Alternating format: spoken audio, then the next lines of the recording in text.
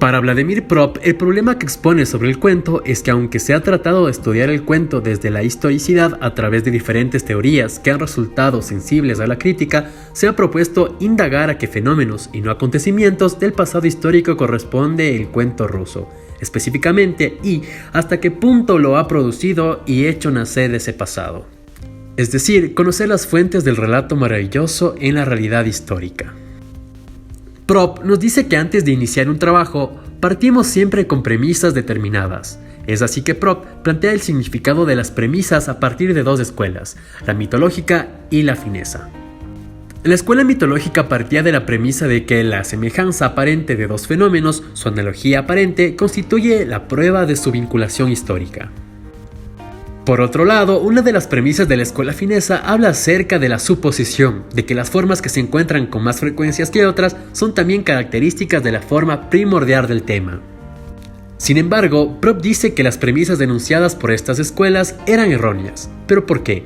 Y ante esto responde que la causa de que tengan errores es que no les era posible pensar de otro modo, ya que sus ideas se encontraban condicionadas por la época y la clase social a la que pertenecían. ¿Qué es un cuento maravilloso?, se preguntarán. Y Prop, refiriéndose a su libro Morfología del cuento, dice que este tipo de cuentos comienzan exactamente con algún daño causado a alguien, o bien alguien que desea algo. Después se desarrolla a través del protagonista que huye y que de su travesía encuentra un ayudante que le ofrece un objeto que será de ayuda para conseguir lo que desea. Más adelante, el protagonista enfrenta adversarios, peleas, es decir, se presentan una serie de complicaciones que le sirven de reflexión para volver a su hogar. Para Prop, los cuentos que siguen este esquema son los que se denominan cuentos maravillosos. Ya hemos explicado qué es un cuento, sin embargo, ¿cómo entenderlo desde la superestructura según Prop? Prop plantea una premisa general para el estudio de los fenómenos históricos. Dice que el modo de producción de la vida material condiciona el proceso social, político y espiritual de la vida en general. De esto, menciona que se debe hallar en el pasado el modo de producción que hizo posible el cuento. Entonces, ¿cuál fue ese modo? Un conocimiento superficial del cuento basta para afirmar que, por ejemplo, el capitalismo no ha producido el cuento maravilloso. Es decir, no está en conexión con la base económica, sino con la base de la realidad histórica pasada, y es ahí donde debe encontrarse sus raíces. El relato maravilloso es considerado como un producto surgido a partir de determinada base económica. Por esto, Prop dice que se tiene que analizar las formas de producción que se reflejan en él. Sin embargo, da relevancia al régimen social sobre las técnicas de producción que se desarrollan en la época. Esta premisa puntualiza el pasado histórico. De esto, para entender el relato, se debe confrontar con las instituciones sociales del régimen patriarcal del pasado, y es aquí donde se debe buscar sus raíces. Por ejemplo, Prop señala el matrimonio y la forma en cómo se consigue esposa fuera del ambiente original como un fenómeno de exogamia. O existe un protagonista que mata a su suegro para quedarse con un trono. Aquí, el análisis que plantea Prop es qué formas de sucesión en el poder se reflejan en el relato maravilloso. En resumen, a través del relato maravilloso se han conservado huellas de la vida social actualmente desaparecidas que es preciso estudiar. Sin embargo, se debe tener en cuenta que si bien las instituciones que señala Prop ayudan a entender el relato maravilloso, esto no quiere decir que todo se puede explicar desde las mismas. Ya se han presentado varias premisas acerca del relato maravilloso, pero este se asocia con el rito porque guarda relación con la religión. ¿Pero qué es el rito y qué relación guarda con esta? Prop lo define como un reflejo que puede ser doble, es decir, que puede ser cognoscitivo y desembocar en los dogmas y en las doctrinas, manifestarse en procedimientos para explicar el mundo, o bien puede ser volitivo y desembocar en actos o acciones cuyo fin sea obrar sobre la naturaleza y someterla. Correspondencia directa entre relato maravilloso y rito. La correspondencia entre relato maravilloso y el rito es algo que se da ocasionalmente. ¿Por qué? Mientras que en un relato maravilloso se encuentran seres sobrenaturales y mágicos, en el rito es algo similar, pero con seres míticos, los mismos que están dotados de poderes sobrenaturales. Es decir, todo aquello que se contaba a través de los relatos se presentaba como una misma realidad. Esto visto desde la intervención de criaturas inexistentes, como los seres mencionados anteriormente. Transposición del sentido del rito en el relato maravilloso. La transposición de sentido es un término utilizado para indicar que ha existido un cambio, un acto que requiere mover una cosa de un lugar a otro. El hecho de la transposición prueba que en la vida de los pueblos han sobrevenido determinados cambios que han traído consigo nuevas transformaciones. En otras palabras, entender este término tiene que ver con que algunos elementos de los relatos maravillosos o del rito se han vuelto superfluos o incomprensibles como consecuencia de cambios históricos. Inversión del rito. Para entender mejor a qué se refiere la inversión del rito, se debe considerar como caso especial a la transposición del sentido y a la conservación de todas las formas del rito con el añadido en el relato maravilloso de un sentido a un significado opuesto. En otras palabras, muchos ritos se levantan desde costumbres vigentes a lo largo del tiempo, como ofrecer una joven para la fertilidad de la tierra, considerando un agravio si alguien lo impedía. En esos tiempos era un acto de rebeldía que se podía pagar hasta con muerte. De esta manera, no se heroificaba al rescatista, al contrario, se consideraba un ser malvado.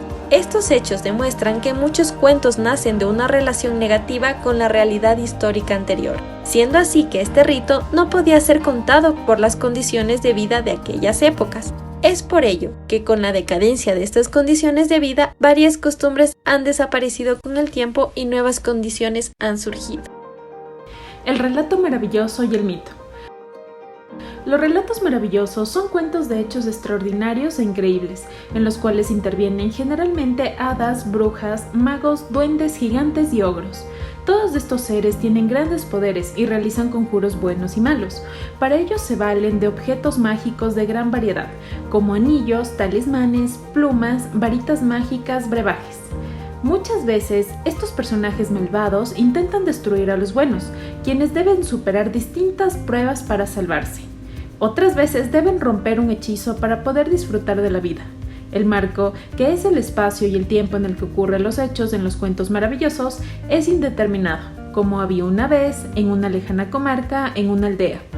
Estas narraciones tienen el propósito de entretener. Se le considera un género escapista, que va de lo más posible a la realidad. Un relato maravilloso se caracteriza así por plantear escenarios mágicos y sobrenaturales que incitan al asombro o a la diversión, y cuya trama se suele vincular con el relato de aventuras. Mito. Los mitos son relatos legendarios y simbólicos que tratan de las relaciones entre la divinidad y los seres humanos, que desvelan el sentido del mundo y de la vida. Presenta explicaciones fantásticas de hechos reales o fenómenos de la naturaleza. Suelen hablar de dioses, héroes y personajes que hacen cosas imposibles de hacer en la realidad. Tratan de explicar por un camino pseudocientífico y pseudo-religioso ciertos fenómenos de la naturaleza mediante narraciones inverosímiles. El relato maravilloso y la mentalidad primitiva. Levi-Bru mostró incansablemente que la mentalidad primitiva no era un modo subdesarrollado de la mentalidad racional, sino otro modo distinto de operar y de pensar. La magia, la religión, la brujería, aquellas cosas que a ojos occidentales podían aparentar como las más disparatadas, eran fruto de un modo de razonar que no era traducible a una racionalidad científico-lógica, y mucho menos a un estrato inferior de dicha racionalidad. Genética e historia. Para entender estos términos usados por Propp, se debe plantear la diferencia entre ambos. Así, la genética estudia el origen de los fenómenos, mientras que la historia estudia su desarrollo. Por esto, Propp menciona que para el estudio del cuento maravilloso no se puede analizar hechos congelados, sino que lo interesante son sus procesos de desarrollo, sus cambios, es decir, su historia.